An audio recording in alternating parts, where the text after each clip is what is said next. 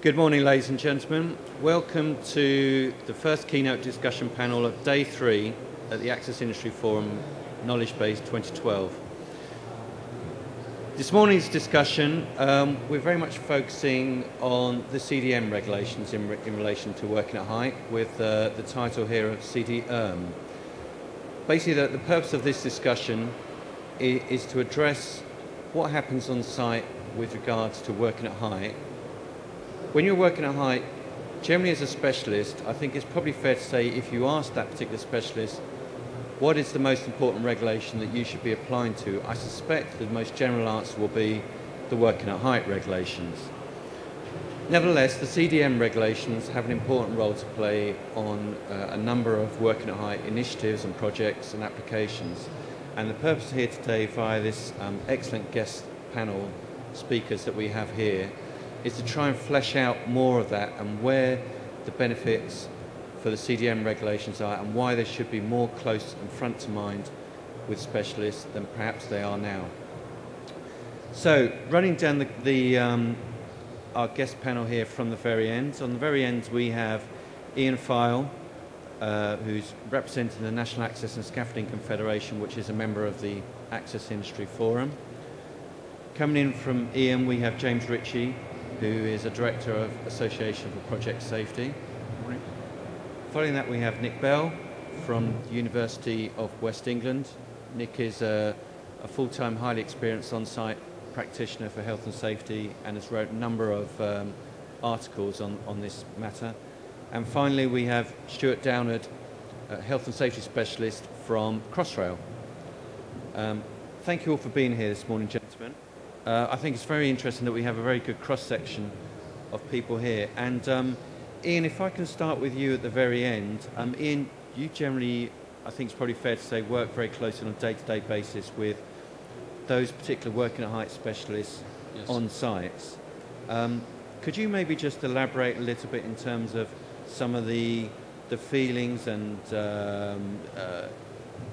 motivation, direction that maybe some of these specialists have with regards to the CDM regulations at the moment? Well, some of the good things about it is because it's all down to the main contractors, and I work predominantly with the subcontractors. However, some of the subcontractor issues are, and will always seem to be, is around design.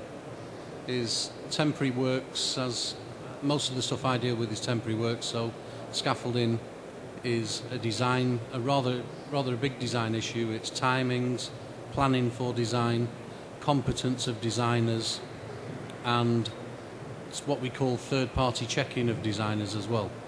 And little information that's dripped through sometimes from the main contractors regarding where the scaffolders can secure the scaffolding. That's more about the issues that we see at this moment. Okay, so you're focusing there on the design side. Yeah. Nick, if I can come to you, you're working day to day with numerous contractors. Just keeping on the design subject for a moment, can you sort of enlighten a little bit more about, from your point as more of a sort of main contractor sort of role, how you approach that sort of design side of working at height specialists? Well, what I'd like to do really is agree first of all with what Ian was saying. We had a project where the cladding was being installed. We had the scaffolding all up into place. The M&E package hadn't been completed at that point, and all of a sudden they worked out that they wanted to punch a massive hole through the cladding, which had just been installed, right where the standard of a scaffold was. This was a 4-storey scaffold, and so they had to massively re-engineer the whole scaffold at massive cost and delay to the project. And that was because the design hadn't been, various packages of design hadn't been tied up together. I kind of forgot what the main question was, but I just wanted to illustrate that example of what happens in real life if we haven't got the designs sorted between different packages of permanent work and permanent and temporary works. Okay, that's good. Thank you, Nick. Stuart, coming on to you, obviously Crossrail, probably one of the biggest projects in the country at the moment. You must have many main contractors working for you, let alone the number of subcontractors who then work for those. From a major project's point of view, how do you address identifying the risks early enough from a design perspective in a project such as that? What we currently operate to on Crossrail is we have a multi-level approach, and how we focus it is that our CDMCs are embedded within the project. CDMCs have direct access to the designers, and at the very early stages of design, through concept design, etc., the discussions are already taking place of how these work at height risks can be designed out. So we have a number of different levels that we go through. One of those, for example, is we have a kind of thing called a gateway process. The design acceptance of the work package won't progress through a certain gate until certain parameters have been agreed, and so that all parties at all stages are aware of the risks and where possible that they've been designed out, such as working at height. Okay, thanks, Stuart. James, coming to you, CDMs. I mean, basically, it's quite appropriate you're sitting between all these guys, because in the CDM role, that really is, I guess, exactly where you fit into this, isn't it? In terms of you are that liaison between trying to highlight that risk and trying to consider the design process out. Is that right? Yes, I think so. Obviously, the CDM coordinator has this pivotal role with regard to getting everybody talking to each other. But also, I think that there are a number of issues. Principal contractors can certainly help in this situation that certainly Nick was talking about and Ian's been talking about, in that we've found that a lot of principal contractors aren't always passing on relevant information to their subcontractors that might have been provided by the CDM coordinator in the pre-construction information. And actually, we're not the only people that have found that. The SEC group, the Specialist Engineering Contractors Group, also found that in their report that they published on CDM. So that was really quite interesting. But it's also about raising the awareness of subcontractors and so on, that actually they can at times act as designers, sometimes unknowingly. Now, obviously with scaffolders, it's probably a bit more apparent that they are designing a scaffold, but it's certainly very apparent in some of the other trades where they know exactly what they're doing when it comes to being on site, and what they should be doing under the regulations and their duties with regard to acting as a contractor, but they don't realize that by planning things and by making arrangements for what they're going to do, they can also be acting as a designer, in which case, you know, hopefully if you've got a good CDM coordinator, they're kind of keeping on top of that and liaising with them over that. And that would then iron out some of the difficulties that Nick was talking about. And you know, what would be great is if all construction projects took the Crossrail approach, if you like, with regard to getting people together early to discuss these and really think them through better. And one of my great hopes is that all of the initiative with regard to B.I.M actually leads to a greater integration of these processes. Okay, thanks, James. Ian, coming back to you, James is talking about early involvement in that sort of design process and looking at the risks and that sort of thing. From your point of view, how proactive do you see working at height specialisms supporting that? I mean, I guess I suspect maybe are waiting for the request from their client to get involved early. I mean, are you seeing much of that? From what I see is it's probably a 50-50 approach. 50% is what we say planned, organised. The companies are brought in nice and early where they can sit down and they can all work out how the job's going to do. And 50% probably would be, can you start Monday? Right. You know, so it's still not really being considered on that 50%. And sometimes it's a client thing, where it's only just been released with the money and they're delayed starting, and sometimes it's just bad planning on the behalf of the main contractor. That does happen, you know. Everybody's human, as what we can say. But 50% probably in the Crossrail area and the bigger companies, maybe workers from the UKCG, and that is good involvement. And then as it drifts down, smaller down the food chain, you know, it's a lot of start Monday, is what I'd say. Okay. Nick, coming to you, just from the sites you're working on, how do you try to not fall into that 50% that Ian is talking about there? as an example of one of our initiatives, we've got a framework of scaffolding contractors who, all NASC members, who we try to work with very closely. So, for example, before our main summer works packages, we'll get all the scaffolding contractors together to explain about the projects we have coming along, to talk about any changes in our specifications or expectations.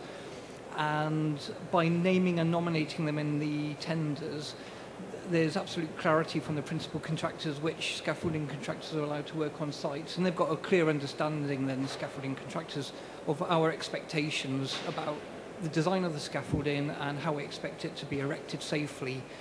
And then at the end of the summer, we have an end of summer roundup where we talk about issues, incidents, learning points, and our supply chain will be brought along to that, so that again we can openly share lessons learned and improve for the next year. I can't say that we're involving the specialist contractors all the time early enough to iron out the design issues, but I think we're taking steps to achieving that. Okay. So it's, what you're talking about there is a lot about communication, I think, as well, and that sort of thing. Okay. Stuart, coming again onto yourself, again, significantly larger project, I guess it would probably be unreasonable to think that you're directly going to be concerned with the likes of working at height specialists, such as scaffolding contractors or new operators, that sort of thing, but that responsibility must then fall to the likes of your principal contractors to adopt that. But from your management perspective, you must be trying to ensure that your principal contractors are picking that role up. Yeah, absolutely. And one of the ways that we try and do that is by sharing best practice. Crossrail's a massive project, some £15 billion, etc. And we have all the major principal contractors working on it. And what we try and do is, on a quarterly basis, is engage all those principal contractors at our headquarters in Canary Wharf. And whilst there, we'll talk about various aspects of the project and how it's working, and one of those aspects will be working at height. And we use that forum to promote the best practice within the industry and also highlight things that aren't going so well within the industry. Within that forum, we have all the principal contractors, health and safety managers, and to get them in one room at one time is quite an achievement, and all credit to them to attending. I would think, or I'd like to think at the moment, that has had a positive impact, that we are sharing the lessons and it's slowly filtering down of what we should reasonably expect to see. So sort of open dialogue and a forum for feedback both That's ways. right. James, from a CDM point of view, do you commend that sort of activity? Is that good for the CDM? Yeah, I do, Neil. I think the other thing we need to put into perspective is the size of projects that we're talking about. Okay, we've got some very big projects, here where we've got responsible principal contractors who are doing a very good job to get it working properly. But there are many people out there, and I'm sure there are plenty of members, scaffolding members of your association, who will be putting up scaffolds around the side of somebody's house, for example. Now, okay, it might not involve a CDM coordinator or whatever, but sometimes, it's a small commercial project or whatever. How many people are actually saying, well, we need to design this scaffold, we need to think about those issues, or is it just, let's just shove it up and get on with it, and the principal contractor isn't really bothered, they're a small contractor, they don't sometimes even know a great deal about the CDM regs, and probably don't actually even know a great deal about the working at height regs. So we can sit here, Sure. On our little platform and promote best practice, but actually it's the people who are doing it, the people in the audience here and others, that need to be taking the message out, in my view, to the industry at the smaller scale. Yeah. And say, actually, guys, we've got to think a little bit more cleverly about what we're doing here and anticipate what are going to be the likely problems on this particular project. Good point. Nick, I think you wanted to come in there? Yeah, I just wanted to wholeheartedly agree with what James is saying there. I'm pointing out something called the Working Well Together initiative run by the HSC, which you may well be aware of, but specifically going out and trying to target smaller contractors and making them aware of their responsibilities. So, yeah, I fully agree with what you're saying, James, and there are initiatives out there to try and engage that smaller end of the market. Yeah. I just wanted to add something to that we as CDM coordinators talk to just about everybody in terms of buildability, maintainability and usability. Now those three words can be applied to anything, not just to overall projects, but also to scaffolding, how you design that scaffold to make it effective so that people who are having to use it can do so safely and so on. And it's just constantly having those three words in the back of your mind at whatever level you're operating at, whether you're the brickie laying bricks, right the way up to the architect designing right at the beginning. So it's fairly key. I guess underlying all of those that principle though is the element of competence, which obviously is again a crucial part of the CDM regs. Ian, coming to you, with regards to competence and determining competent contractors, whether it be scaffolding or any working at height specialist, I'm keen not to sort of focus specifically on scaffolding too much on here, but keep it quite general. But with regards to the competence of working at height specialisms, how are you seeing that sort of managed on a day-to-day basis with the likes of your sort of clients? Well, I think the change in the CDM regs and the ACOP around competence clarified many things out there, that when you do have somebody on site, you do have to say, are you trained? And if you are trained, can you prove it? And with scaffolding, we've got a fantastic CISRS scheme. On the PASMA, we've got people who are doing the PASMA alloy tower training courses, the same with IPAF out there, and the guys who are erecting safety nets under facet. They are great schemes that are out there, and I would say all principal contractors are aware of these schemes out there, and regular state in pre-qualification questionnaires, can you show me your training, can you prove me your training? And this Access Industry Forum that of this makeup of companies can prove the training of the people that you get on site. And that's where I think CDM on the revision in 2007 has perfectly clarified. You need proper qualified people, including even the scaffolding supervision and under, be it the CISRS scaffold supervisor scheme or be it the SMSTS treble STS. It's clarified it across the board, so I'm quite happy, pleased the way it's going. So just to be clear, so from the working at height specialisms, there are those competence benchmarking schemes in place that can determine those contractors. I guess the challenge is trying to ensure that those who are appointing those specialisms understand they're out there, appreciate they're out there, and select specialisms by that criteria. But I suspect that is not happening in every single site across the country. And I guess the challenge here is, in terms of everyone here on this panel, in terms of your experience, is obviously, as James rightly saying, obviously all of you guys are, I guess, at the leading edge of best practice, and naturally you'd be here, but you would also understand that it would be impossible for us to get someone on this panel who is at the bottom end of that practice. So, it's important that you lead by example. How do you deal, in terms of suggestions, how do you think you would challenge those individuals who still choose, although they have responsibility under CDM, aren't accepting those competence benchmarks out there and maybe still being driven, for example, by price? Who'd like to come back, James? Certainly, obviously, people who are assessing by price, are not necessarily getting best value. We've all seen the comments that the lowest price doesn't always necessarily end up being the right choice at the end of the day.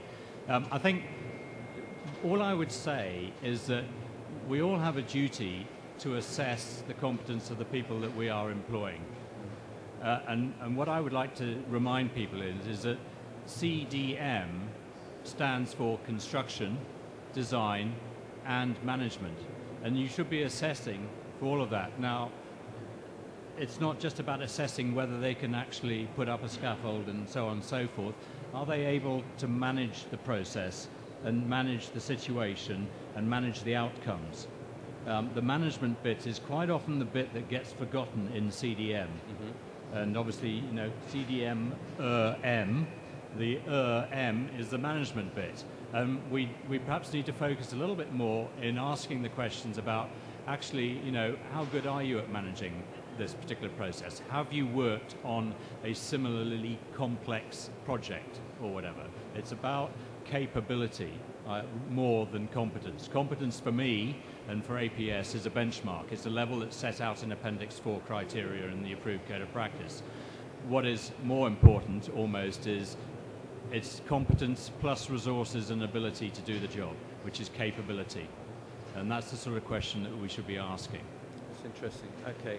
Nick, coming on to you. I mean, management, I mean, on a day-to-day basis, can you maybe just quote some examples of how you ensure that management takes place? You know. Yeah, well, as a client organisation, UE actively goes out and monitors work on construction sites. Quite a contentious issue, and I understand that there's counter-arguments to clients nosing around what's going on in construction sites. But we will go out, check, for example, the scaff tags are up to date. You know, anybody can do that. We also have our CDM coordinators on the larger projects doing site audits, not hazard spotting, not supervising, but actually monitoring the paperwork and how the processes are working.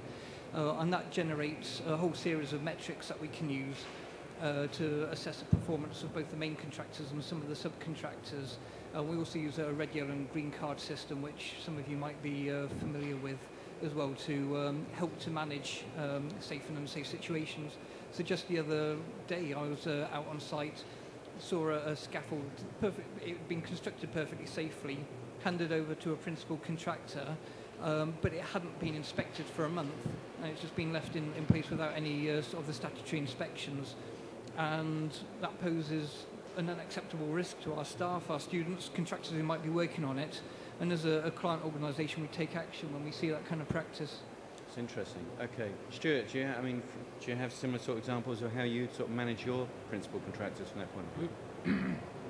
We pretty much follow the same approach as yourself through doing the site visits, the site tours, and the engagement with the staff as well there and then. And this is we're probably the same approach. Yeah, it's interesting that even though arguably, you know, you're both sort of the client, if you like, and you have a principal contractor between yourselves and then the specialist contractors, is you are still proactively going out as well. You're not leaving it to the likes of the CDMs on their own or the principal contractors on their own. You have a responsibility yourselves to make sure that that's happening as well. And I think that way as well, you get more of the feel of what's going on.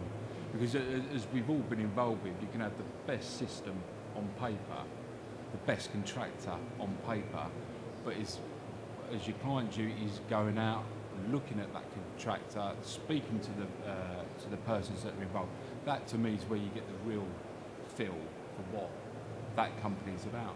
Yeah. James? Yeah, I just wanted to chip something in about being able to assess the situation properly, and to come back to your point, Neil, that actually you said, Stuart, well, it's about communication, and it is about communication. You can send a scaffolding contractor a set of drawings and say, we need a scaffold designed around this building, but have you told them that the scaffold in the building is going up within 20 metres of a railway line? And you think, right, okay, railway line, we're going to have vibration, so we maybe need more checks, more regular checks on the fittings and everything like that, and maybe need a different design. But also there's noise issues as well. So, you know, how are they going to put up the scaffold with, you know, noisy trains screaming past them and communicating on site? These are sort of the extra risks that sometimes are just not taken into account unless the principal contractor is responsible enough to alert the people who are tendering that subcontract to these particular issues. So it really is about communication. And obviously you're coming back, and you know the communication is important, and the early communication, I think, is underlined, is coming across from all of you very importantly. But it's interesting, this came up in another discussion one of the other days here, and someone from the audience actually said, well, that's all fine and well and good, but who's going to pay for that? because if you want to get the specialists involved earlier, which is in a lot of cases not how the culture is at the moment, it's only once you're ready with what you require, for example, the scaffolding or the towers or the mutes, whatever, and there's the quote, go and give me a price. If you're talking about getting them involved earlier, there's naturally going to be possibly a price involved for that. How do you overcome that? Because you're going to say, at the end of the day, well, that sounds great. Who's going to pay for that? I don't wish to monopolise this platform at all, but I mean, that is where initiatives like B.I.M and so on, where the integration at the design stage is so important, because actually where the clients are coming from with building information modelling and all this 3D project modelling coming together, which Crossrail are doing and so on, is actually at the outturn cost. And it's about having that long-term vision to realise that, yes, you might be forking out a little bit more at the design stage, but what you are saving on your contract cost at the end is substantially more. And this has always been in the industry. Myself, I'm an architect, trying to persuade clients that actually employing me to be involved through the construction stage of a project, whether it be a small project or a large project, might cost them £10,000 or whatever for that construction phase, but actually it's going to save them £20,000 or £30,000, sorry Stuart, in contractors' claims or whatever at the end of the day, and also just design changes and so on. And that brings me on to the point finally, is that we've been talking about early involvement of people and subcontractors and specialists at the early stage, but we mustn't lose track of the fact that there's just as much design goes on during the construction phase as does before you even start digging a hole in the ground. There's constant design changes going on with projects all the time, and we mustn't lose track of the fact of the impact and implications of those design changes. Fair point, great. Gentlemen, we're drawing to the close of this discussion. We've got a few minutes left. I just wanted to open it out to the floor. We're quite privileged to have these guest panels here. If you have a question, bear with us. We'll just put a microphone in front of you. If you could then just say your name and your company and address your question, that'd be great. Thank you.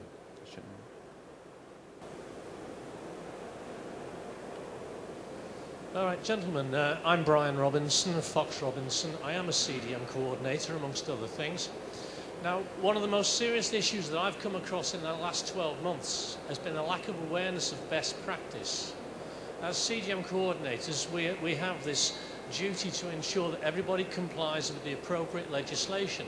So we have the CDM regulations, we have the work at height regulations and the other health and safety regulations. The problem is that if something goes wrong on site and the project team can be shown not to have followed best practice, they can be in trouble. James, you've already mentioned best practice. Now, I don't want to embarrass myself by getting the wrong BS quoted, but am I right? Is it 4975? Permissible stresses in temporary works. Have we got it right? All right, well, okay. I'm not a temporary works expert, so right. I couldn't quote the BS okay, there. All right. So there's a British standard.